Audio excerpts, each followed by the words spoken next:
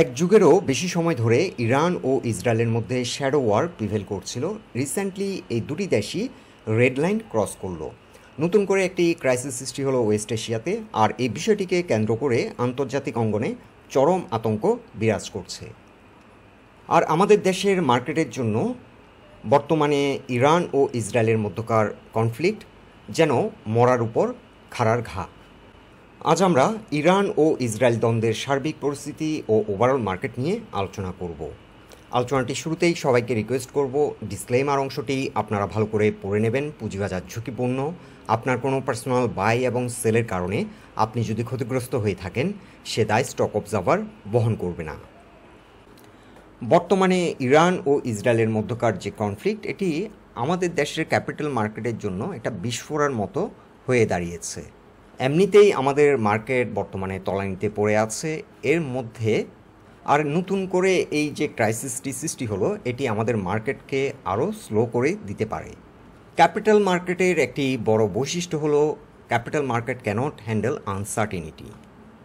আর এখন যে বিষয়টিকে গুরুত্ব সহকারে বিবেচনা করতে হবে সেটি হচ্ছে ইসরায়েল এবং ইরানের মধ্যকার যে কনফ্লিক্ট, এটি ফার্দার এসকেলেট করছে কিনা। আর এই বিষয়টি সম্পূর্ণভাবে ডিপেন্ড করছে এখন ইসরায়েলের উপর। ইসরায়েল যদি ফার্দার রিয়্যাক্ট এবং রেসপন্ড না করে, তাহলে পরিস্থিতি ধীরে ধীরে স্বাভাবিক হয়ে আসবে। আর ইসরায়েল যদি এখন রেসপন্ড করে, তাহলে দুটি দেশের মধ্যে বড় ধরনের কনফ্লিক্ট অ্যারাইজ করবে।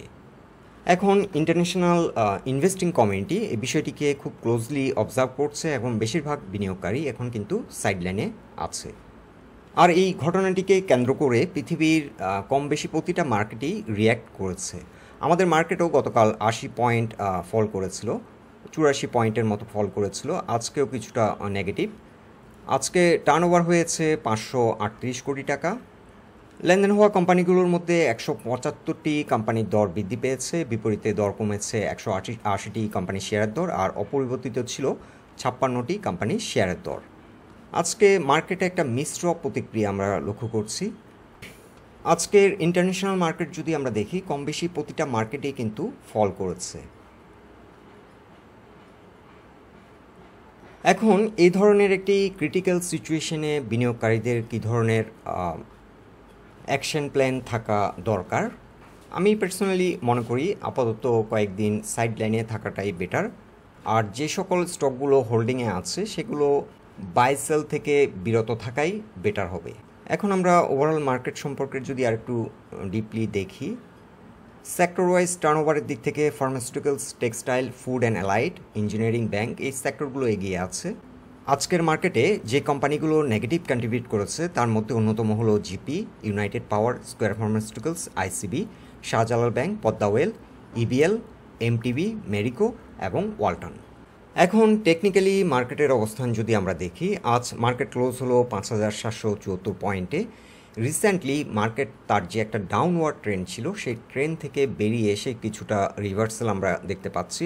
5870 পয়েন্ট পর্যন্ত রিচ করেছিল, কিন্তু নতুন করে যে ক্রাইসিসটি সৃষ্টি হলো ইরান এবং ইসরায়েলকে কেন্দ্র করে, এর কারণে মার্কেট কিছুটা রিয়্যাক্ট করেছে এবং আমরা লক্ষ্য করেছি পৃথিবীর কম বেশি প্রতিটি মার্কেটই রিয়্যাক্ট করেছে এই ঘটনাটিকে কেন্দ্র করে।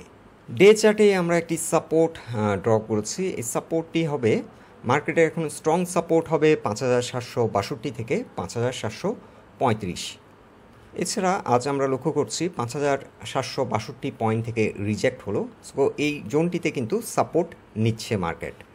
এছাড়া এর আগের মার্কেট আপডেটে আমরা জানিয়েছিলাম market inverse head and shoulder pattern follow করতে পারে। এখন যদি এই পয়েন্ট থেকে, বিশেষ করে 5762 পয়েন্ট থেকে ফার্দার যদি আর ডাউন না হয়, তাহলে একটি inverse head and shoulder pattern apparently create হয়েছে এবং এই প্যাটার্নটি ফলো করতে পারে। সো ডে চার্টে আমরা একটি প্যাটার্ন আইডেন্টিফাই করেছি, invert head and shoulder pattern. এটি ফলো করার সম্ভাবনা রয়েছে এবং আমরা একটু উইকলি চার্ট যদি ভালো করে অবজার্ভ করি, উইকলি চার্টেও আমরা লক্ষ্য করছি 5762 কিংবা 65, এটি হচ্ছে একটি স্ট্রং সাপোর্ট এবং এই জোন থেকে বারংবার রিজেক্ট হচ্ছে, অর্থাৎ এই জোনটি হবে 5760 থেকে 5735। এটি হচ্ছে মার্কেটের জন্য একটি স্ট্রং ডিমান্ড জোন। আর এই জোন থেকে মার্কেট ঘুরে দাঁড়ানোর সম্ভাবনা বেশি। সো মার্কেট কিন্তু অলরেডি বটম আউট হয়ে গেছে। এখন যদি ইসরায়েল এবং ইরানের মধ্যে যে কনফ্লিক্ট এটি যদি ডিটোরিয়েট না করে, ফার্দার যদি এসকেলেট না হয়, তাহলে মার্কেট এখান থেকে ঘুরে দাঁড়াবে এবং এখান থেকে মার্কেট রিকভারি দেবে। আরেকটি ব্যাপার হলো, মার্কেট কিন্তু অলরেডি, আমরা এর আগেও মেনশন করেছিলাম, মার্কেট কিন্তু অলরেডি বটম আউট হয়ে গেছে। সো বর্তমানে ইরান ও ইসরায়েলের মধ্যকার যে কনফ্লিক্ট এটি যদি ডিটোরিয়েট না করে, ফার্দার যদি এসকেলেট না হয়, তাহলে আশা করা যায় মার্কেট এখান থেকে ঘুরে দাঁড়াবে এবং রিকভারি দেবে। আর এই ভিডিওটি রেকর্ড করার সময় আমি আমেরিকান মার্কেটের অবস্থান দেখছিলাম। আমেরিকান মার্কেট কিন্তু আজ ঘুরে দাঁড়ানোর চেষ্টা করছে। So hope for the best, আশা করি আমাদের মার্কেটও কাল থেকে ঘুরে দাঁড়াবে। গতকাল অনেকেই আমাদেরকে মেসেজ পাঠিয়েছেন, জানতে চেয়েছেন ওভারঅল মার্কেট অবস্থান। গতকাল অনেকেই আমাদের সাথে যোগাযোগ করেছেন এবং জানতে চেয়েছেন মার্কেট অবস্থান নিয়ে।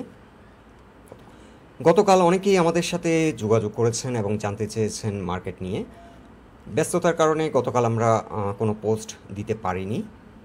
সবাইকে ধন্যবাদ জানিয়ে আজকের মতো আলোচনা এখানে শেষ করছি। আলোচনাটি ভালো লেগে থাকলে অবশ্যই পোস্টটিকে লাইক দেবেন। আমাদের সাথে থাকার জন্য আপনাদের অসংখ্য ধন্যবাদ।